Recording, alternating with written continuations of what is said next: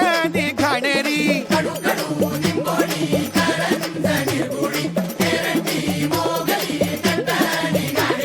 लाल लाल कण्हेरी पपई अरे स्वस्त नाही हे फुकट असत अवती भवती पडून असत बस गोष्ट एवढंच कर लसूण मिरची ठेचा घे पंप घे पाणी घे कीटक रोग किड्यांसाठी दहा तोंडी रावण्यासाठी